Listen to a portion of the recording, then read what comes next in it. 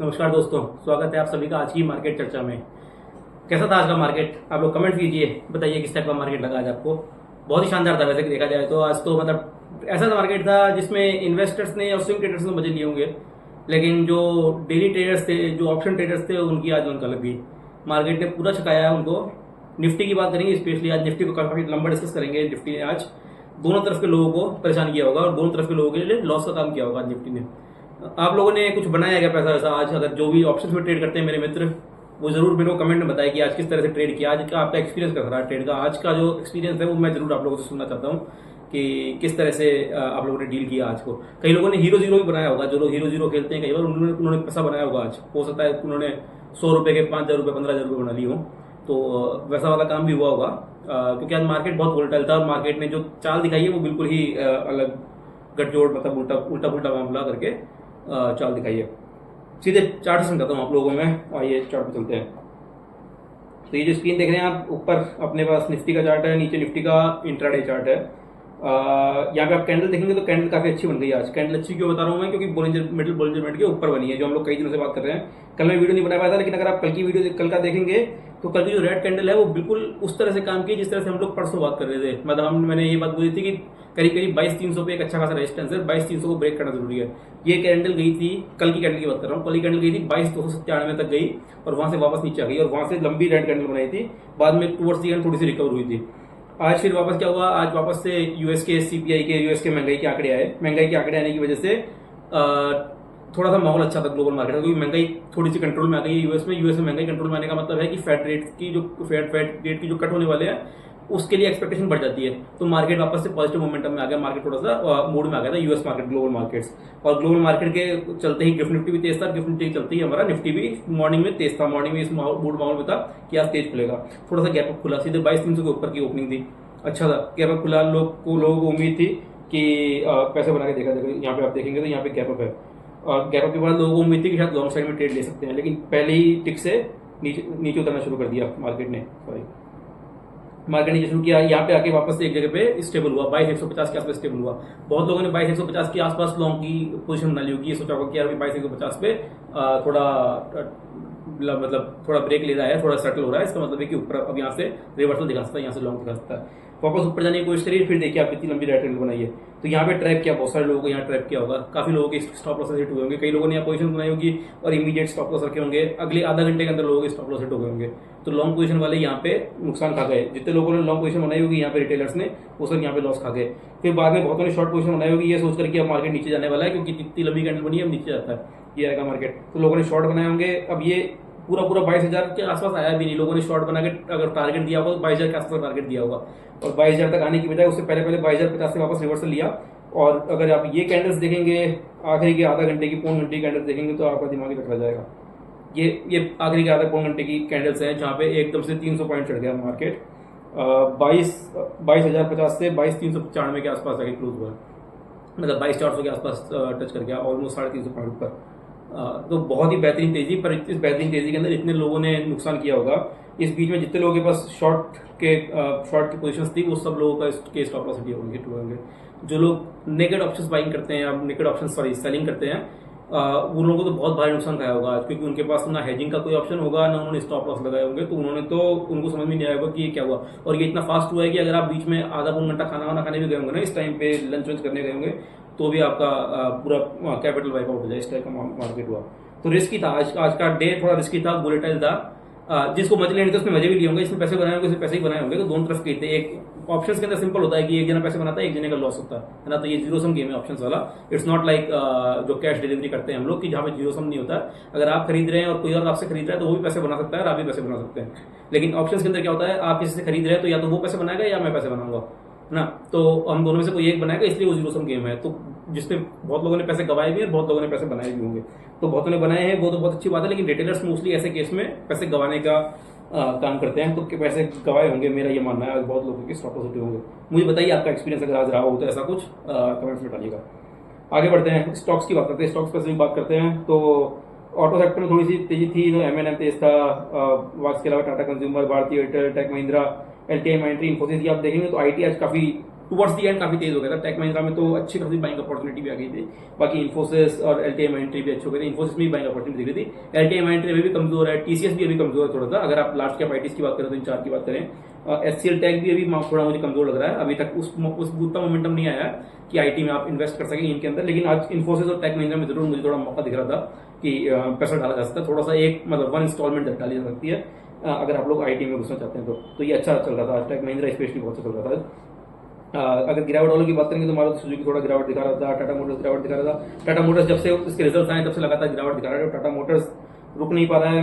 मेरा अंदाज था, मैंने बात भी की थी कि 900 से 950 के बीच में भी आ सकता है। आज 937 के आसपास था। ये हो सकता है अभी और 20 पॉइंट की यहाँ से गिरावट दिखाए। 900 से 925 के बीच में जब आएगा तो वहाँ पे बाइंग की अपॉर्चुनिटी बनती है। तो वहां से अगर मोमेंटम दिखाना शुरू करे पॉजिटिव साइड में, डायरेक्ट केवल रेट पे आने के बाद खरीदने की जरूरत नहीं है। रेट पे आने के बाद अगर 900 925 के बाद आपके लिए वो बाइंग जोन शुरू होता है, और उस बाइंग जोन में आने के बाद अगर वो कोई कैंडल स्टिक बनाता है जहां से आपको लगे कि यहाँ से बुलिश मोमेंटम आ सकता है तो आप उसमें एंट्री कीजिए, अदरवाइज मत कीजिएगा। देखते हैं टाटा मोटर्स कितना कहां तक नीचे गिरता है। इसके अलावा SBI, BPCL, power grid, IndusInd और डॉक्टर रेड्डीज वगैरह कुछ टॉप लूजर्स में थे। बैंक निफ्टी की बात करें तो बैंक निफ्टी का चार्ट थोड़ा सा कंपेरेटिवली कमजोर है as compare to Nifty. Nifty ज्यादा तेज था, bank Nifty towards the end तेज तो हुआ था, लेकिन उतना मुझे लगता है अभी भी रेजिस्टेंस है।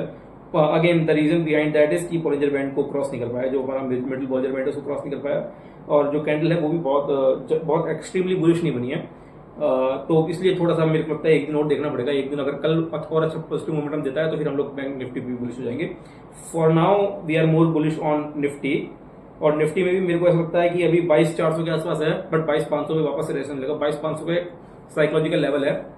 अभी ऑप्शन चेंज तो बनी नहीं है, मतलब मार्केट में अभी नई सीरीज शुरू हुई है आज के बाद से, तो एक दो दिन बाद थोड़ा सा ऑप्शन चेंज को एनालाइज करने में ज्यादा मजा आएगा। अभी तो कुछ खास कंटेंट मिलेगा न्यूज में, लेकिन यहाँ से अपन लेवल्स की बात करेंगे तो 22,500 एक साइकोलॉजिकल लेवल है, जो 22,500 भी तोड़ना बहुत जरूरी है। एक बार 22,500 भी रेजिस्टेंस आएगा, और करंटली 22,400 पे है। कल के मार्केट के हिसाब से देखना पड़ेगा कि मार्केट कितना बुलिश मोमेंटम में रहता है।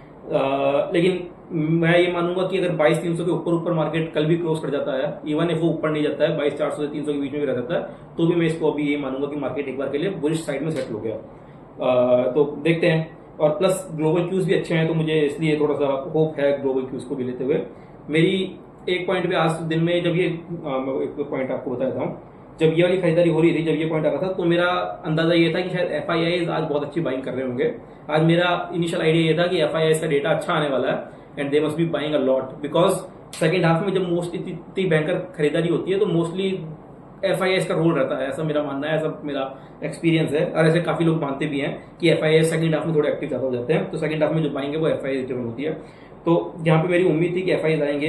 दूसरी मेरा कारण था कि एफआईआईज को मैं सोच रहा था एफआईआईज आएंगे is because of the US जो फेड रेट कट्स का जो सीन है, कि अगर इन्फ्लेशन डेटा अच्छा आया है तो कट्स होने वाले हैं, कट्स होने वाले हैं, तो उनके पास पैसा बहुत हो गया, तो वो लोग शायद वापस से इंडिया की तरफ आ जाएंगे, क्योंकि जहां से उनके पास पैसे आएंगे तो वापस इंडिया के मार्केट में शिफ्ट होंगे। तो उनके लिए एक और ट्रिगर था कि वो शायद इंडियन मार्केट में शिफ्ट हो सकते थे। तो इसलिए मेरा ये अंदाजा था कि यहाँ पे एफआईआईज आए हैं, इसलिए मैंने इस जगह पे पोजीशंस मैंने खुद नहीं बनाई है, इंडिविजुअल स्टॉक्स में बनाई है, लेकिन इस लेवल पे, इस पॉइंट पे जब मेरे को लगा कि बुलिश मोमेंटम आया तो मैंने भी काफी पोजीशंस बनाई आज। बट द ओनली प्रॉब्लम है कि जब आप एफआईआई का डेटा देखेंगे तो एफआईआई ने उतनी खरीदारी नहीं की है, हालांकि बिकवाली पे रोक लगाई है। मैं डायरेक्टली आपको वहीं ले चलता हूँ, थोड़ा सा कंफ्यूजिंग हो रहा होगा, आज मैं आगे पीछे लेके जा रहा हूँ स्ट्रीट्स को, बट यहाँ पे आप देखेंगे तो ये एफआईआई का डेटा है आज की तारीख का, तो आप देखेंगे तो 750 करोड़ की बिकवाली है नेट में, 776 करोड़ की बिकवाली है, which is not that high, right. अगर आप इससे कल के नेट से कंपेयर करेंगे तो 2800 करोड़ की थी, तो मतलब उससे 1/4 बिकवाली है नेट में। तो आइडियली जो उनकी इंटेंसिटी ऑफ सेलिंग थी वो थोड़ी कम हुई है एफआईआईएस की। अगर आप डीआईआई देखेंगे तो डीआईआई से तो आज भी खरीदा ये 1,000 करोड़ 2,000 करोड़ का, वो आमतौर पर 2,000 करोड़ 3,000 करोड़ का नेट खरीद रहे हैं, लेकिन एफआईआईएस की बिकवाली काफी हद तक कम हुई है। ऑल्दो मेरा आइडिया ये था कि पॉजिटिव आ जाना चाहिए था, लेकिन पॉजिटिव नहीं आए हैं, लेकिन फिर भी काफी कम हुई है। तो कहीं ना कहीं एफआईआईएस भी थोड़े से बुलिश हुए हैं इंडियन मार्केट में, ऐसे मान सकते हैं। और अगर हमारा ओवरऑल मार्केट माहौल अच्छा रहता है, मार्केट काफी हद तक करेक्ट भी हो चुका है, तो इसलिए मुझे थोड़ा सा ये उम्मीद है कि अब यहाँ से बैंक निफ्टी भी बुलिश जाना चाहिए, निफ्टी बुलिश जाना चाहिए। बट बैंक निफ्टी में एक बार ये लेवल टूटे उसके बाद हम लोग ज्यादा बुलिश हो पाएंगे। बैंक निफ्टी में भी अगर हम लोग इंटरडे चार्ट की बात करेंगे तो वही आखिरी में जो हमें मोमेंटम दिखा, इसके अंदर बैंक निफ्टी में जिन लोगों ने ट्रेड लिया होगा वही फंसे होंगे। द ओनली थिंग इज कि बैंक निफ्टी का आज एक्सपायरी नहीं थी, बैंक निफ्टी की एक्सपायरी कल होगी, तो ये लोग यहाँ पे फंसे नहीं होंगे। यहाँ पे ऐसा होता है कि उन लोगों ने पोजीशन अपनी आगे तक कैरी फॉरवर्ड भी कर ली होगी, क्योंकि उनके पास अभी अगले 4 दिन हो रहा है, तो शायद उनके पास टाइम होगा। लेकिन यहाँ पे काफी लोगों के स्टॉप लॉस हिट होंगे, काफी लोग फंसे तो होंगे डेफिनेटली। आगे बढ़ते हैं। अगर स्पेसिफिक स्टॉक्स की बात करें तो एचडीएफसी बैंक आज लीड कर रहा था पूरी तेजी को। उसके अलावा कोटक महिंद्रा जब से रिजल्ट आए हैं उसके बाद से सारी नेगेटिविटी जो कोटक महिंद्रा में थी उस सबको खत्म करता हुआ काफी लगातार तेजी दिखा रहा है। 1672 के आसपास आ गया, एक बार 1600 के आसपास आ गया था तो वहां से 72 पॉइंट ऊपर आ गया, बल्कि 1600 नहीं 1580 के आसपास आ गया था, तो 1580 से करीब करीब 100 पॉइंट रिकवर हो चुका है। हालांकि अपने अपने टॉप तक तो जाने में भी बहुत टाइम है, अपना टॉप तो ये बहुत आगे मेरे ख्याल से 1800-1900 के आसपास तक का टॉप है, तो वहां तक तो बहुत टाइम लगेगा अभी। लेकिन फिर भी जो अभी जिस लेवल को पकड़ा है, एटलीस्ट जो डर था, माहौल जितना खराब था कि कोटक में पता नहीं क्या होने वाला है, उतना खराब माहौल नहीं था, तो अच्छी रिकवरी दिखाई है। इसके अलावा axis bank, federal bank, PNB, ICICI और आईडीएफसी फर्स्ट बैंक। आईसीआईसीआई पे आप नजर रख सकते हैं, आज 1130 के पार हो गया, 1131। मैंने 2 दिन पहले जो वीडियो बनाई थी उसमें मैंने कहा था कि आईसीआईसीआई में मोमेंटम आ सकता है 1130 के ऊपर निकलने के बाद।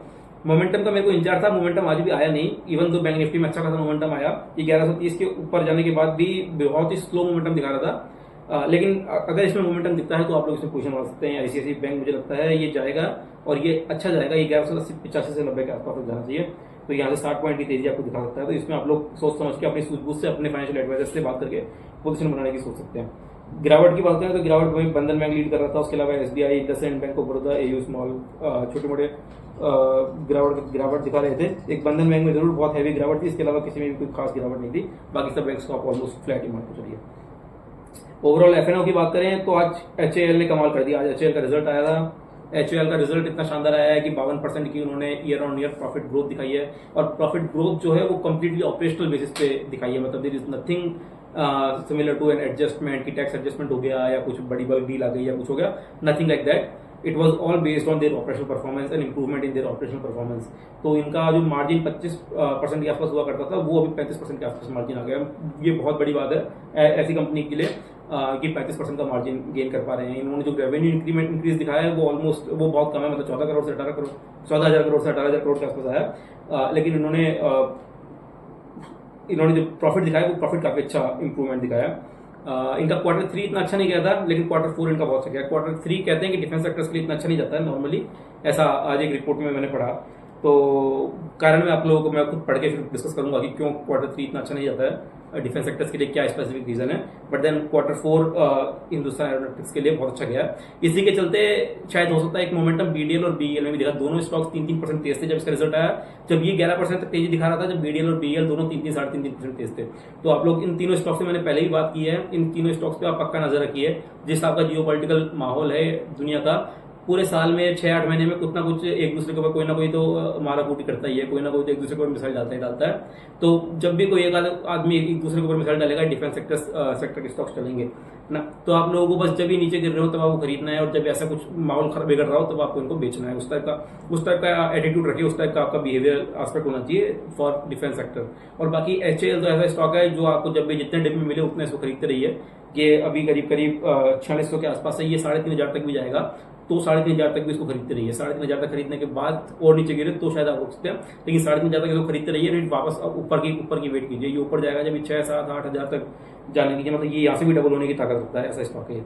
और इसका आप अगर थोड़ा सा आप कहेंगे तो मैं इसकी पूरी फंडामेंटल एनालिसिस करूंगा। इसका आप पी देखेंगे तो पी इज जस्ट 40, जो ऐसे स्टॉक के लिए पी 40 होना ओवर, जिसको हम कह रहे हैं कि पीएसयू काफी ओवर वैल्यूड है, जिस मार्केट में हम कह रहे हैं कि बहुत बुलिश है, हमें कहीं वैल्यू नहीं मिल रही है, ये केवल 40 के पी पे। इंडस्ट्री पी मतलब इस पर्टिकुलर सेक्टर का 60 के आसपास का है, तो मतलब ये अपने इंडस्ट्री पी से लो पी पे ऑपरेट कर रहा है करेंटली, और उसके बावजूद भी हम लोग कह रहे हैं कि इसने आउट परफॉर्म किया है। तो मतलब ये पहले तो बहुत ही नीचे, बहुत ही अंडर परफॉर्म करता था, अब ये कैसे जैसे सही रेट पे आने लगा है, और अभी भी यहाँ से भी इसके अंदर अपने पास खरीद के इसके अंदर अच्छी खासी वैल्यू है। मैं वो बताना चाह रहा हूँ। इतना लंबा बोलने का कारण ये था कि मैं ये बताना चाह रहा था कि हिंदुस्तान एरोनॉटिक्स पे आप लोग बहुत बुलिश हो सकते हैं, और मैं ध्यान रखिए इसके ऊपर। इसके अलावा ओबराय रियल्टी के भी अच्छे रिजल्ट आए थे, तो रिजल्ट के बाद से लगातार 3 दिन हो गए, 3 दिन से काफी अच्छी तेजी दिखा रहा है। इसके अलावा एम्फेसिस, पीएफसी भी 2 दिन से तेजी दिखा रहा है। LIC housing finance, Manappuram, MNM, ये सब तेज थे। गिरावट की बात करें तो अगेन बंधन बैंक, कैनरा बैंक, गेल, मारुति, बायोकॉन, सेल, तो कुछ खास स्टॉक्स ऐसे कुछ खास नहीं थे जब स्पेसिफिक बात करने लायक स्टॉक नहीं थे, बट हाँ थोड़ी बहुत गिरावट मिक्स एंड मैच था। अगर हम लोग ओवरऑल ब्रेड की बात करेंगे तो ब्रेड भी ऑलमोस्ट 1:1 ही थी, थोड़ी सी ग्रीन्स की तरफ पॉजिटिव थी, तो 1.1:0.9 टाइप्स थी, लेकिन ऑलमोस्ट बराबर था, फ्लैट था। अगर हम लोग मिड कैप और स्मॉल कैप की बात करेंगे तो मिड कैप और स्मॉल कैप में भी करीब 0.5% की तेजी थी। इसके अलावा निफ्टी बैंक में तेजी थी, सेंसेक्स निफ्टी सब तेजी थे, तो सारे अपने इंडेक्स हरियाली में थे। अगर आप उसकी बात करेंगे, सेक्टर्स की बात करेंगे, तो पीएसयू बैंक को छोड़कर कोई भी सेक्टर हमारा लाल नहीं था, बाकी सारे सेक्टर हरे में थे। आईटी लीड कर रहा था, जैसे कि मैंने कहा टेक महिंद्रा और इन्फोसिस ये दोनों अच्छा दिखा रहे थे, तो आईटी सेक्टर लीड कर रहा था। इसके अलावा रियल्टी में ओबराय रियल्टी बहुत तेज था, गोदरेज प्रॉपर्टीज भी तेज हो रखा था, तो रियल्टी सेक्टर तेज था। इसके अलावा मीडिया सेक्टर तेज था, finance services, Nifty 50, FMCG, bank सारे तेज थे। तो आज ओवरऑल मूड एंड माहौल मार्केट का काफी अच्छा था। देखा जाए तो एफआईआई ने भी थोड़ा सा मूड एंड माहौल सुधारा है, मतलब ये नहीं मानेंगे कि कंप्लीटली अच्छा कर दिया है, लेकिन थोड़ा सा सुधारा है। अगर मुझे लगता है यहाँ से अगले 2-4 दिन के अंदर अगर खरीदारी रिज्यूम होती है तो फिर मार्केट को वापस से बुलिश हो जाना चाहिए। प्लस अब चुनाव के भी करीब आ गए हैं, हम लोग चुनाव के रिजल्ट के भी करीब आ गए हैं, 15-20 दिन बचे हैं अब तो। आज 16 तारीख हो गई है, अब मतलब मुश्किल से 15-20 दिन बचे हैं रिजल्ट आने में। और जो ओपिनियन जो एग्जिट पोल होते हैं, एग्जिट पोल तो 1 तारीख को आ जाएंगे, तो 1 तारीख को शाम को जब 2 तारीख को मार्केट खुलेगा तो मार्केट में धमाका होगा अच्छा खासा। जो हम लोग उम्मीद कर रहे हैं, हो सकता है, उम्मीद है कि वैसा ही हो। मोदी जी वापस आएंगे तो हमारा मार्केट ऑब्वियसली बहुत बुलिश हो जाएगा, तो वहां बुलिश होगा तो एफआईआई वापस आएंगे, पूरा मार्केट वापस आएगा। तो now is not the time to exit the market, ये मेरी एक राय है। अब तो मतलब अब तक जितना आपने लॉस ले लिया कोई बात नहीं, जितना आपने कमा लिया वो ठीक है। अब अगले 10-15 दिन बहुत शांति से पैनिक सेलिंग मत कीजिएगा, पैनिक ट्रेड मत लीजिए, और जहां पे आपको वैल्यू दिख रही है उस स्टॉक के अंदर वैल्यू मतलब स्टॉक में इन्वेस्ट करके बैठ जाइए और अगले 20 दिन का वेट कीजिए। 20 दिन का पेशेंस लीजिए, 20 दिन के बाद अपने आप बूम करेगा, क्योंकि डेफिनेटली कुछ ना कुछ अच्छा होने वाला है। एटलीस्ट मोदी जी जिस दिन आएंगे उस दिन एक आध दिन तो मतलब तेजी रहेगी, उसके बाद में एक डे आता है तो कोई बात नहीं, पर जो पहली दिन की तेजी आएगी या दूसरे दिन की तेजी आएगी उसके अंदर हम लोग को हाथ धोना है, मतलब वही गंगा में हाथ धोना है। तो पहले दूसरे दिन की तेजी में हम लोग हाथ धोएंगे, तो उस हिसाब से तैयारी करके रखिए, उस हिसाब से इन्वेस्ट करके रखिए ताकि उस दिन आप प्रॉफिट बुकिंग कर सके। बस यही राय के साथ आज का तो मेरे साथ क्लोज करेंगे आज की ये सेशन। कल वापस मिलते हैं। आप लोगों को वीडियो कैसी लगी इस बारे में जरूर बताइएगा।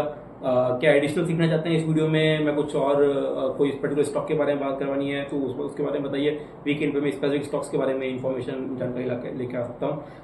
फॉलो कर लीजिए, मतलब सब्सक्राइब कर लीजिए चैनल को। मेरा इंस्टाग्राम पे भी पेज है, इंस्टाग्राम पे भी ट्रेड विद केजी नाम से ही पेज है, तो उसको भी आप फॉलो कर लीजिए। इंस्टाग्राम पे मैं आईपीओ रिलेटेड इन्फॉर्मेशन और कोई पर्टिकुलर स्टॉक रिलेटेड, जैसे एचएल के बारे में जो बात करी वो, तो ड्यूरिंग द डे कुछ भी इंपॉर्टेंट इवेंट हो रहा होता है तो वो मैं इंस्टाग्राम पे बात करता हूँ। आफ्टर द डे जो एंड ऑफ द डे होता है, एंड ऑफ द डे पे जो डिस्कशन करना होता है वो मैं मोस्टली यूट्यूब पे रखता हूँ। तो इस तरह का मेरा थोड़ा सा स्ट्रक्चर रहता है। आप दोनों तरफ मुझे फॉलो कर सकते हैं ताकि दोनों तरफ से अपडेटेड रहें, और लाइक कीजिएगा, कमेंट कीजिए जो भी आप लोगों को चाहिए। बाकी खुश रहिए, मस्त रहिए, शुभ रात्रि।